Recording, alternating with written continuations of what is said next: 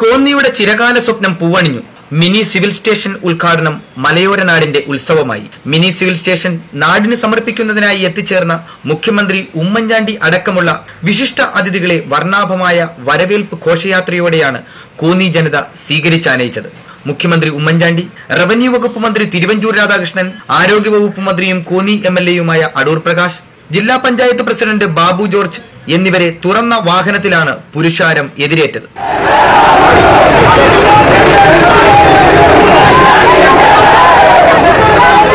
Band മേളവും roller skating വിഭാഗവും NCC, NSS, Kudumbashree, വിവിധ വിദ്യാലയങ്ങളിലെ വിദ്യാർത്ഥികൾ അടക്കം മുഴുവൻ പൗരാവലിയും സംഗമിച്ചൊഴുകിയപ്പോൾ അത് ഒരു ചരിത്ര മുഹൂർത്തത്തിന്റെ നേർക്കാഴ്ചയായി മാറി. വർണ്ണവൈവിധ്യങ്ങളുടെ മഹാസംഗമത്തിൽ മലയോര നാടിന്റെ സ്വപ്നം യാഥാർത്ഥ്യമാകുകയായിരുന്നു. ചരിത്രമുറങ്ങുന്ന കോന്നിയുടെ ചിരകാല സ്വപ്നം യാഥാർത്ഥ്യമായി. മിനി സിവിൽ സ്റ്റേഷൻ ഇനി ഈ നാടിന് സ്വന്തം. പ്രദീപ് ഗുരുകുലം, ലൈവ് വാർത്ത, പത്തനാപുരം.